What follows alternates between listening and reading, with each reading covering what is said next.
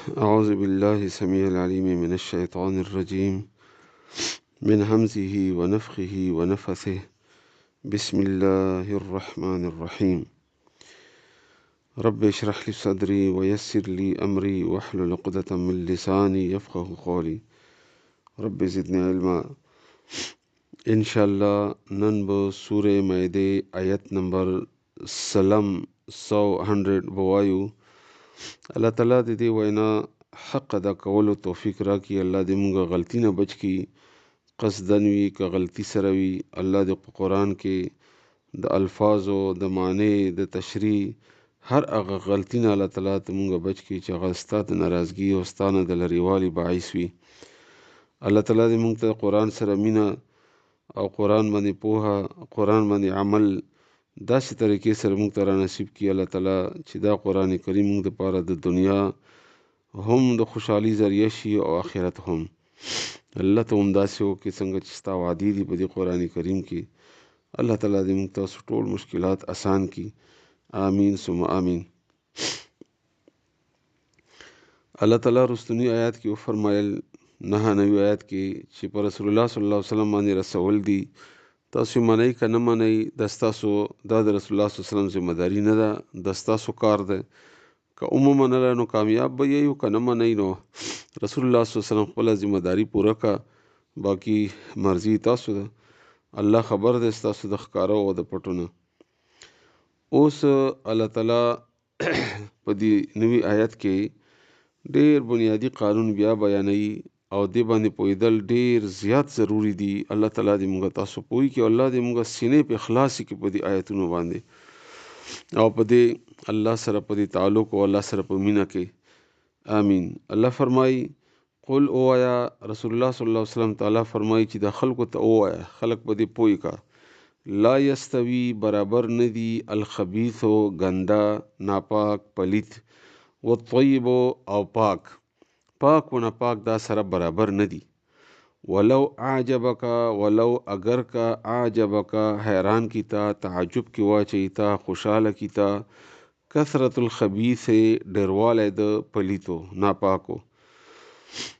د دې ډېر مصداقات دي، خو دا یو قانون دی د الله تعالی طرف نه. د قانون باندې ځان پوی کوي او دا قانون الله تعالی په نورو آیتونو کې هم په قرآن کریم کې د دې وضاحت کړی دی. هغه دا چې که افراد وي نو هغه افراد الله تعالی ته خوښ نه دي چې هغه ډیر دي. ډیروالی د الله خوښ نه دی، بلکې د الله تعالی ښکلیوالی خوښ دی.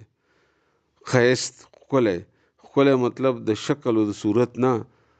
هغه ښکلي مثلا یو سړی مؤمن دی، د هغه ایمان ښایسته دی، هغه مجاهد دی، هغه دعوت ورکوونکی دی، هغه ښه عمل کوونکی دی، د هغه ژبه پاکه ده، د هغه زړه پاک دی، د هغه هر هغه شی چې هغه سره متعلق دی هغه پاک دی، کې ګندګي نشته، شرک نشته، کنځلې نشته، ردې بدې نشته. نو دا د الله ډېر خوښ دی په مقابلې د هغو کسانو کې که هغه سونه زرګونه لکونه کروړونه ولې نه وي. ځکه چې الله تعالی محتاج نه دی چې کنه ډیر شي نو الله تعالی ته به څه فایده ورسوي. الله ته څه فایده رسوي؟ الله ته هیڅوک هیڅ شی هیڅ قوت فایده نشي رسولی، ځکه چې الله تعالی هر چا نه او هر هغه طاقت نه الله تعالی قوي دی چې چا سره دی. دغه ورکړي الله تعالی دی. نو الله په ډیروالي څه کوي؟ الله څه انسان خو نه دی چې کني ډیر شي نو هغه ته به څه فایده ورسي. الله خو لایق ته عبادت دی. نو هغه کسان چې هغه ښکلي دي په ایمان او په عمل کې دا ډېر ښه دي الله تعالی دپاره، اگر که ډېر لږ ولي نه وي. همدارنګې اعمال دي، عملونه موږ کوو 2 رکاته ډېر ښه دي په مقابلې د 100 رکاتو کې، خو چې هغې کې اخلاص نه وي، د رسول الله صلی الله علیه وسلم طریقه پکې فالو کېږي نه، نو دا 100 رکاته الله تعالی محتاج نه دی د دې شي.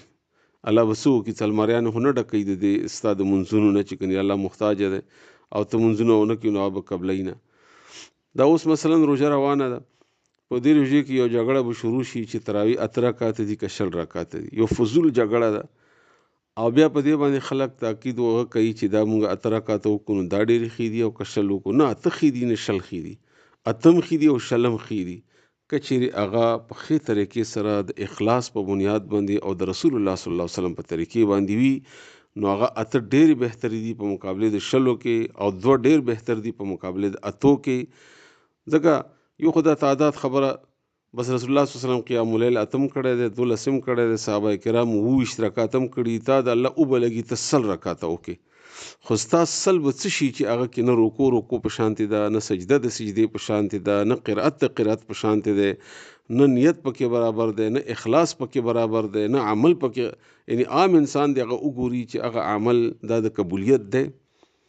د دې ډېر اسان ساده غونډې مثال دی، لکه مثلا موږ دیوال جوړو، په دیوال کې ریګ او سیمټ او اوبه او همدغه رنګې خښتې دا ټول شیونه پکار دي، خو که یو سړی دا بې دریغه او بې شماره او ګډ وډ او کله پکې صرف سیمټ زیات کا، کله اوبه زیاتې کا، او کله دا او داسې ورویله، نو دا خو دیوال نه جوړیږي.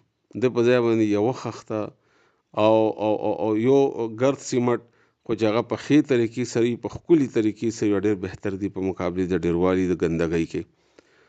همدغه رنګې خلک حجونه عمرې ته لاړ شي، بیا داسې بې شماره طوافونه کوي او په دکې هم پکې وایي او وغیره، او خلک هم تنګوه. همدغه هر یو شی، یعنې کوم عمل چې دی، نو دا یو قانون دی، قاعده ده، دا تاسو زده کوئ چې الله تعالی د ډېروالي محتاج نه دی.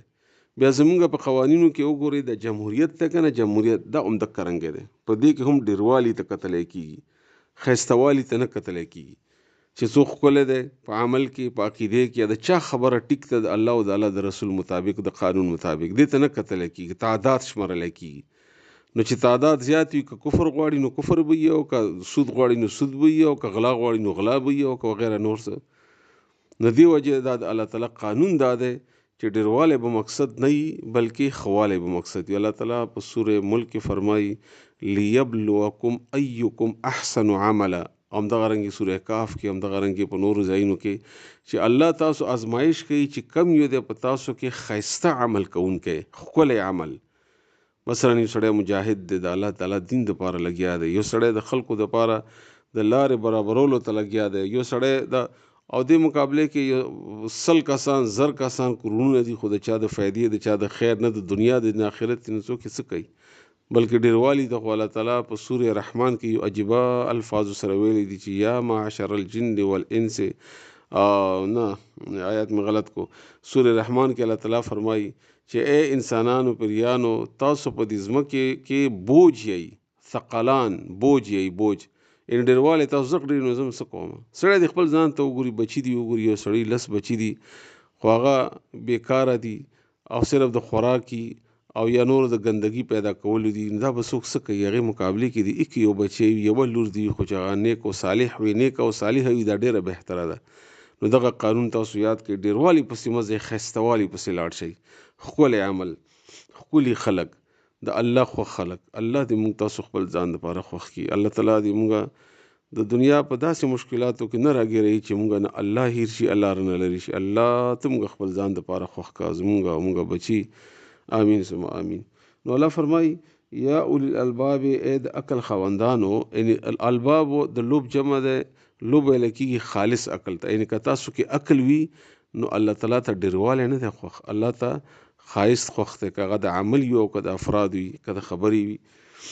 لعلکم دې دپاره چې تاسو تفلحون، کامیاب شئ، یعنی تاسو کې د لږوالی خو چې ښهوالی وي، دا کامیابي شرط دی، ډېروالی شرط نه دی، ډېروالی شرط نه دی. الله دې موږ تاسو پوه کړي. قل اوایا لا یستوي، نه دی برابر، الخبیثو ناپاک، پلیت، ګنده، والطیب او پاک، دا خپلو کې برابر نه دي. ولو اعجبک، اگر کا تعجب کې اچوي تا، خوشحالۍ تا، حیرانۍ تا، کثرت الخبیث، ډېروالی د ناپاکو، پلیتو، ګندو. فاتقوا الله، نو ځان بچ کئ د ګناه نه، د یرې د الله. یا اولی الالباب، ای د عقل خاوندانو، لعلکم دې دپاره چې تاسو تفلحون، تاسو کامیاب شئ. الله مو کامیاب کا، موږ تاسو ټول د الله په خپل دربار کې د دین دپاره خوښ کړي، الله دې موږ کامیاب کړي. الله دې موږ د دنیا او د آخرت هر تکلیفونه آزاد کړي. الله دې موږ ته نجات راکړي. آمین.